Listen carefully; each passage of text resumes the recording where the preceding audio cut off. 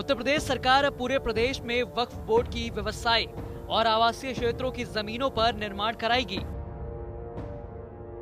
वक्फ की इन जमीनों पर पब्लिक प्राइवेट पार्टनरशिप यानी पीपीपी मॉडल पर निर्माण कराया जाएगा। वक्फ की इन संपत्तियों को चिन्हित करने का काम सरकार ने शुरू कर दिया है। प्रदेश सरकार वक्फ की इन जमीनों पर फ्लैट्स और दुकानें बनाकर उनकी बिक्री करेगी।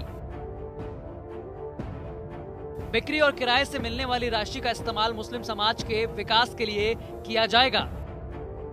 इस पूरी कार्य योजना पर काम करने के लिए कई प्राइवेट बिजनेसमैन से सरकार की बात चल रही है। पूरे प्रदेश के हर जिलों में हजारों की संख्या में वक्फ की जमीनें हैं। सरकार का आरोप है कि वक्फ की अधिकतर जमीनों पर अवैध कब्जा या गलत तरीके से व्यवसायीकरण किया जा रहा है। प्रशासन का कहना है कि इन जमीनों से अवैध कब्जे हटाकर मुस्लिम समाज के हितों का काम किया जाएगा। दूसरी ओर उत्तर प्रदेश शिया और सुन्नी वक्फ बोर्ड में हैरान करने वाला एक मामला सामने आया है। यूपी शिया और सुन्नी वक्फ बोर्ड की विशेष ऑडिट की फाइल चोरी होने से हड़कंप मच गया है। इस मामले में एफआईआर भी दर्ज कराई जा चुकी है। जानकारी के मुताबिक यूपी अल्पसंख्यक कल्याण और वक्फ अनुभाग 2 से फाइल चोरी होने का मामला आया है। इस मामले में केस भी दर्ज किया जा चुका है। वक्फ बोर्ड अनुभाग अधिकारी के हजरतगंज थाने में केस दर्ज कराया गया है। शिया और सुन्नी बोर्ड की ऑडिट कराने वाली फाइल गायब हुई है। हालांकि फाइल ऐसे वक्त में गायब हुई है जब सीबीआई जांच की सिफारिश योगी सरकार की ओर से की गई थी। वहीं केस दर्ज कराए जाने के बाद पुलिस भी इस मामले में सक्रिय हो गई है। हालांकि अभी सीबीआई जांच शुरू होनी है।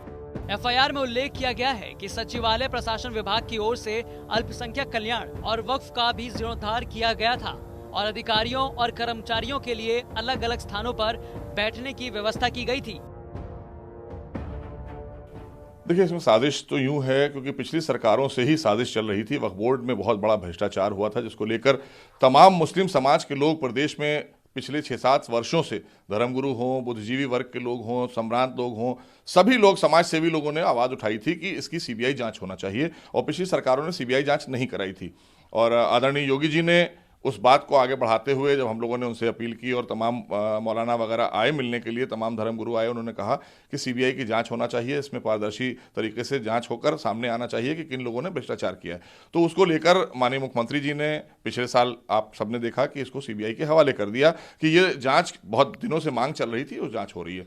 उसी क्रम में ऑडिट की फाइल गायब हो जाना, ये अपने आप में गंभीर प्रकरण है। ये साबित करता है, इस बात को साबित करता है कि कहीं ना कहीं भ्रष्टाचार पीछे हुआ है और उसमें काफ़ी लोग, उसकी जड़ें हमारे बापू भवन के दफ्तर तक हैं। अगर नहीं होती तो ये फाइल चोरी होना, ये अपने आप में ये बात ना बताता, क्योंकि ये बात इस बात का सबूत दे रहा है कि आपकी जो भ्रष्टाचार की टीम है वहाँ से, बोर्डों से शुरू होकर और हमारे दफ्तर तक कहीं ना कहीं उसकी जड़ें थीं और उन जड़ों को अब काटना होगा।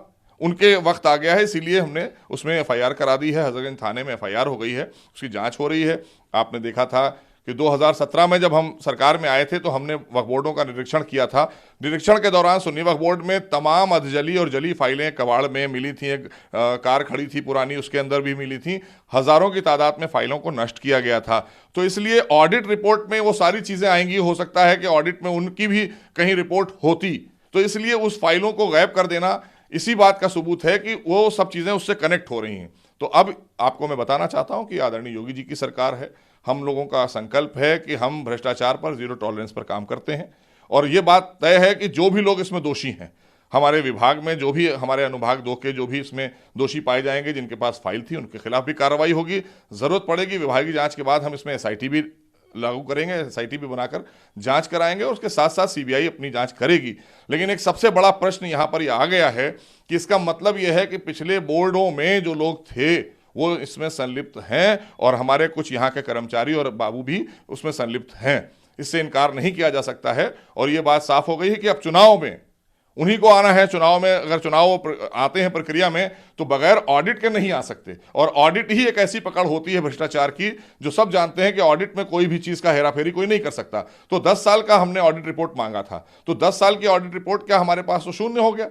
लेकिन कुछ दस्तावेज अभी हमारे पास में मिल गए हैं, कुछ रिकॉर्ड्स हमारे पास भी हमारे कार्यालय में जो हम उनको भेजते हैं उसकी एक जीरोक्स कॉपी अपने पास रख लेते हैं। वो भी हम अभी आप लोगों को अवगत करा देंगे, उससे भी बुलाकर कार्यालय में हम दे देंगे कि हमने कब कब इनसे जांच कराई और कब मांगा है, और कब हमारी प्रयागराज से जो हमारी टीमें आई थी उन्होंने कब बोर्ड का विजिट किया, बोर्ड में गए, गठित हुई टीमें ऑडिट की, बाकायदा ऑडिटर्स आए, लेकिन इन्होंने कॉपरेट भी नहीं किया था। तो इससे ये साफ हो गया है कि इनकी मिली भगत से इन फाइलों को चोरी कराया गया, फेंकवाया गया, या जो भी किया गया उसमें सत्ता दोनों जगह की है, बोर्ड और हमारे यहाँ के स्टाफ के लोगों में। खास करके जो हमारा अनुभाग 2 है अल्पसंख्यक कल्याण का, वहाँ पर कुछ बाबू अभी भी हैं जो उनकी इस इशारे पर काम करते हैं और उन्हीं की इस मिली भगत से ये फाइलें चोरी हुई हैं। लखनऊ से शिवेंद्र श्रीवास्तव की रिपोर्ट, यूपी तक।